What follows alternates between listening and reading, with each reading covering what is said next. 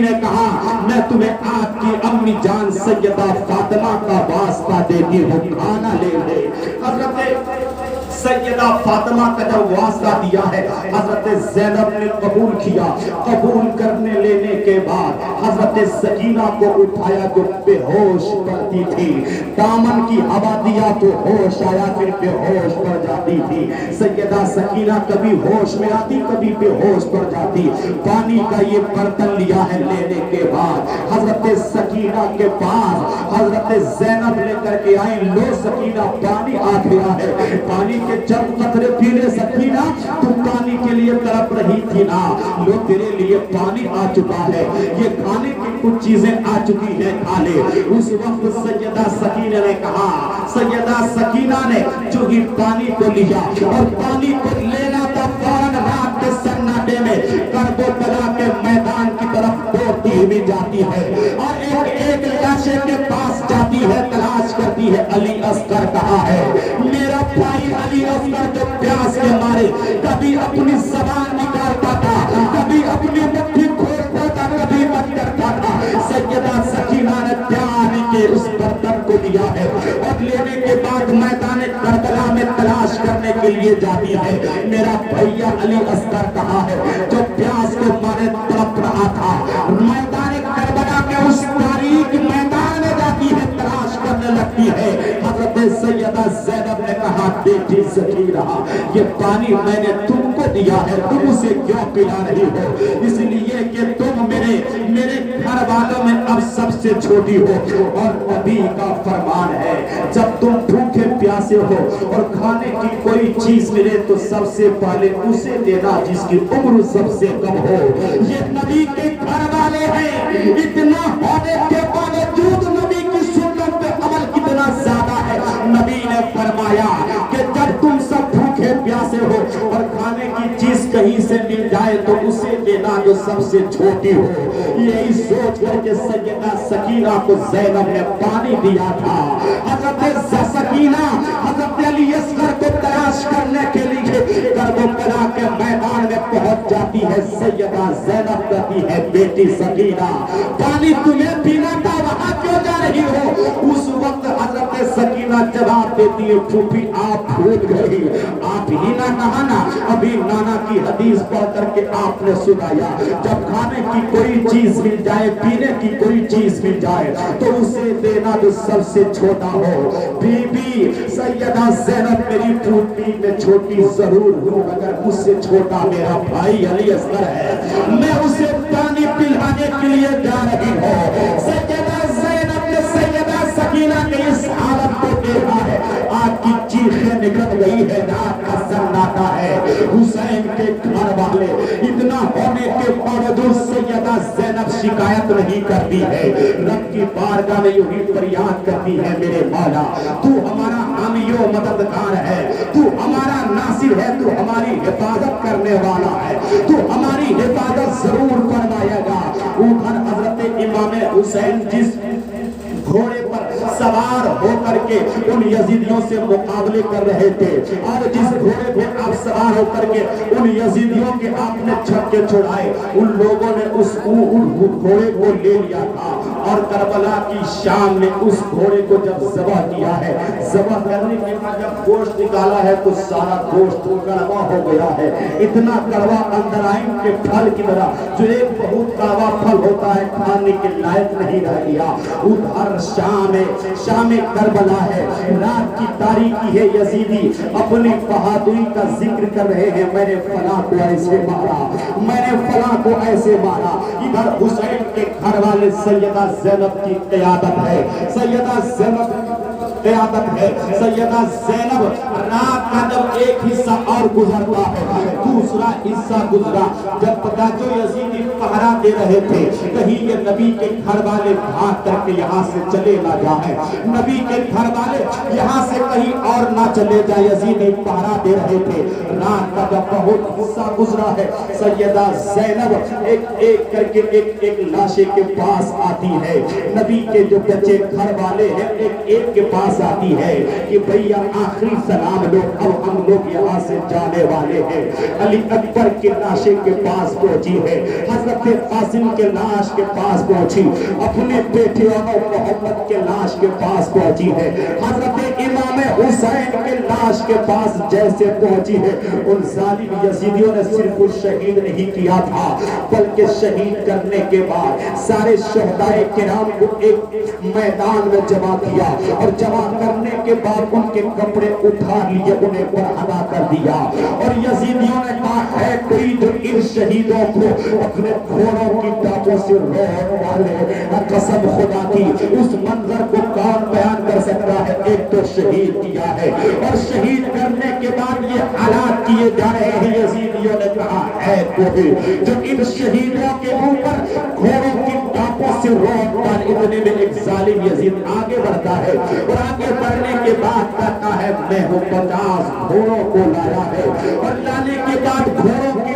ٹانگوں سے ان شہیدوں کے جسموں پہ روتا کیا ہے، جسم کے حصے الگ الگ ہو گئے ہیں، جسم کے حصے یہاں وہاں ہو گئے ہیں۔ حضرت سیدہ زینب رات کی تاریکی میں ایک ایک کر کے سبوں کو الوداع کرتی ہے کہ ہمارا قافلہ یہاں سے روانہ ہونے والا ہے۔ ایک ایک کر کے سب کے پاس گئی، جب حضرت امام حسین کے پاس گئی ہے اور اپنے بھائی کی لاش کو دیکھا ہے، اس کٹے پھٹے لاش کو دیکھا ہے، کٹے پھٹے لاش کو دیکھنے کے بعد حضرت امام حسین کی لاش کو دیکھا ہے، جسم بھی الگ ہے، جسم بھی الگ ہے، جسم بھی الگ ہے، جسم کے سارے حصے الگ الگ ہیں۔ اس وقت مصطفیٰ کریم کی بارگاہ میں سیدہ زینب علیزہ کے طور پہ کہتی ہے یا محمدہ یا محمدہ، یہ دیکھیے اللہ کے نبی، یہ آپ کے نواسے کا حال کیا ہے، وہ نواسا جسے آپ چومتے بھی تھے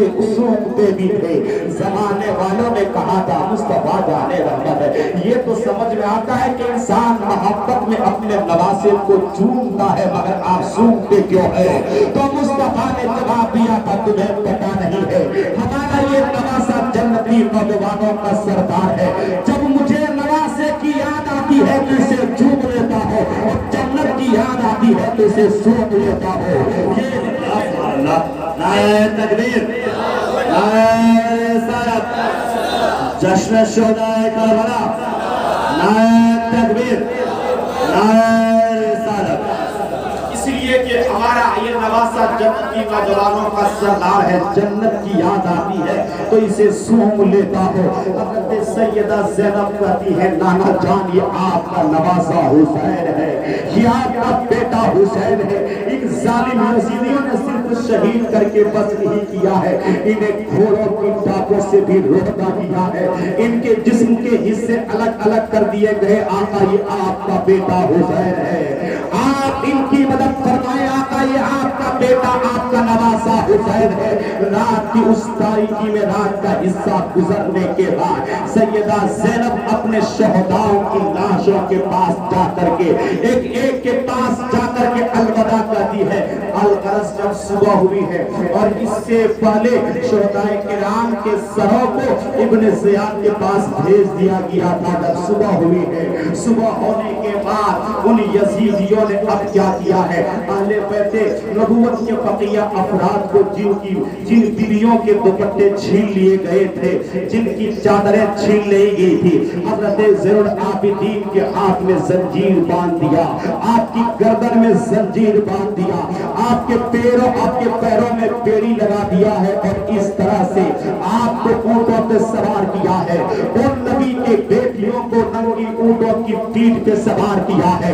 یہ نبی کے کون گھر والے ہیں؟ یہ وہ گھر والے ہیں کہ جن کے دربار میں بے اجازت جبریل بھی آتے نہیں۔ جبریل جیسا فرشتہ بھی اگر اس دربار میں آنا چاہے تو اجازت مانگ کر آتا ہے، تو یہ تو شاید کہتا ہے کہ بے اجازت جن کے گھر جبریل بھی آتے نہیں، بے اجازت جن کے گھر جبریل بھی آتے نہیں۔ قدر والے جانتے ہیں، قدر والے جانتے ہیں، قدر شان قدر والے